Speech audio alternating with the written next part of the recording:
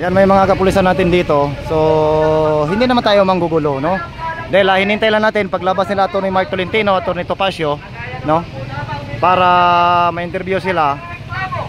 Tapos, pagkatapos ng interview, wala na, tapos na, no? Dahil nandito tong mga kababayan natin para suportahan yung Supreme Court. Ayan, nagpadala naman ng isang mobile, no? Ito, nagdagdag sila. At bantay sirado tayo dito, mga kababayan, no? Ayan, bantay sirado tayo ng ating mga kapulisan. So mas maganda ngayon binabantayan tayo ng ating mga kapulisan, mga kababayan, no? Yan ang dabis doon. Oh, di ba? Yan. Ito dumating, no? Ayan, dumating isang mobile dumating dito. So, wag naman tayo matakot kasi hindi naman tayo matatakot Dahil ang pinunta natin dito, hindi guluhin yung Supreme Court, kundi suportaan ang Supreme Court dahil sa ginawa nila sa pagbasura tungkol sa impeachment ni VP Sara Duterte. Yun po yun, mga kababayan, ang katotohanan. Bakit tayo nandito ngayon? Diba? Ayan.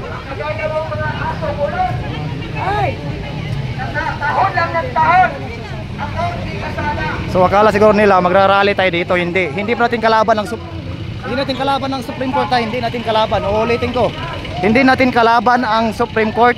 Ay tayo ay susuportahan ng Supreme Court dahil sa ginawa nila pagbasura tungkol sa impeachment ni VP Sara, mga kababayan. Kaya hintayin natin paglabas ni Atty. Tolentino at Atty. Topacio, no, mga kababayan, no?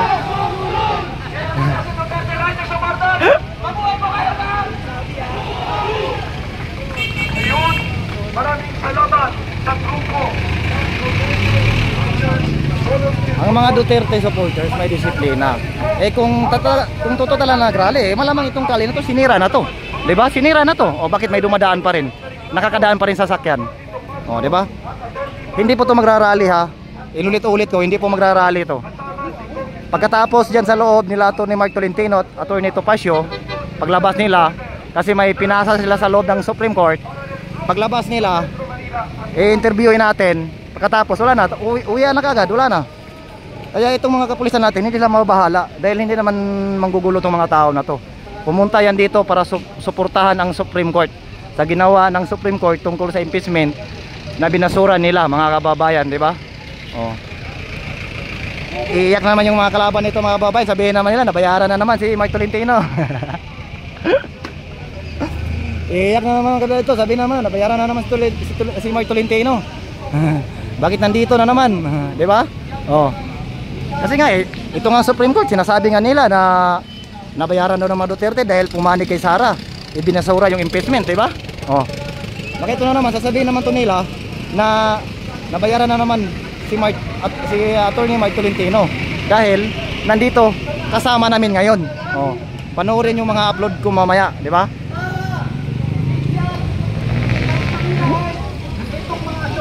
Di ba? Iiyak na naman yung kabila na ito. Di ba?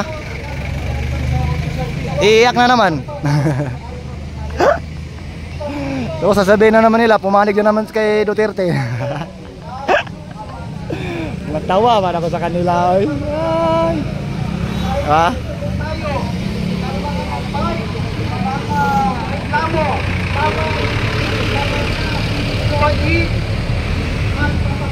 Sa mga tao, yan lang po ang pagpapatuloy sa mga kababayan. Patuloy lang po tayong makinig at manood, especially sa mga vlogger, ang mga balita, kung ano po ang mga susunod sa kabayan.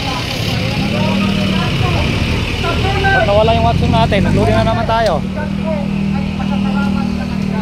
Kung nagsigaw po natin ang aming pataas ay Palike and share po, may palike and share. Nawala mang ano natin. Sa 250,000 natin sinasahod ka din dyan.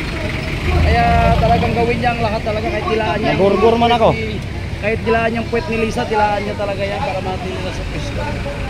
Kahit punasan niya yung ano dyan, yung puwet ni Bongbong, gawin niya talaga dyan. Dilaan niya yung ano ni Bongbong, gawin niya talaga dyan kasi nga.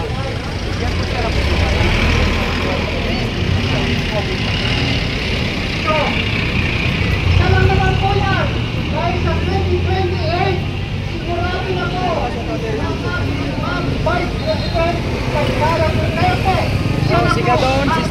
iwi Kapangulo. vlogger nila na si Richard Darian. Maraming salamat po. Oh, may problema. Ipaglaban! Ipaglaban! May problema. Ipaglaban! Boses ng kababangihang Muslim para sa kapayapaan. Si Miss Zaira po ang magpapahayag in behalf of Muslim Philippines. Duterte supporters! Mabuhay ang mga vloggers! Mabuhay ang mga Duterte riders supporters! Mabuhay ang Pilipinas! Mabuhay ang Supreme Court! Kung hindi po tayo makikinig sa ipinalabas na mensahe mula sa Supreme Court, itigil na ang barisak! Diba? Sa mga nag-iingay na mga politiko or mga non-politic, especially ang mga reyna ng Mindiola, Renito, manahimik po tayo! Ate, nawala ng signal ko. Ang Donald Trump! Irespeto ang Supreme Court! Dahil ang Supreme Court hanggang Ba't nawala yung signal ko, guys? ang lahat magaling ang law of law. Kabilang pag-ibig, kami po ay naninisigan na ipaglaban ang Supreme Court. Tayo po ay nandito, hindi para magaling. Hindi para ang atin ang kaligayahan. Kundi ipalabas ito para maggulo. Ipaglaban ang Supreme Court. Kung hindi po natin susunod ang rule of law, manahimik na lang. Wala yung signal ko.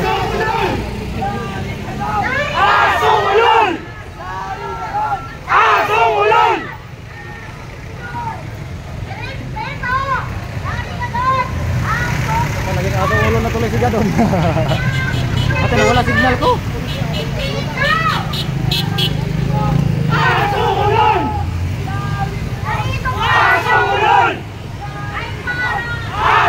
Ang ating hinaing sa mga tao, sarado ang utak, sarado ang kanilang pananaw. Gusto lang manggulo ang mga ayaw sumunod sa Supreme Court. Ginamit ang Muslim. Nandito po kami para ipakita, iparamdam ang tunay na suporta sa Supreme Court. Mabuhay ang Supreme Court. Pasensya na kayo mga emosyonal. Dahil po, nararamdaman ko ang tunay na rule of law. Ang ganun, asong ulol. Mabuhay niya. Asong ulol. Asong ulol. Asong ulol. Ako ay Inday Sara, ang President of the Philippines. Babagtas! Maraming salamat kay Miss Zaira ng Muslim for Peace and Solidarity. Ang 47. Tawagin natin si Miss Karen. Nandito pa ba si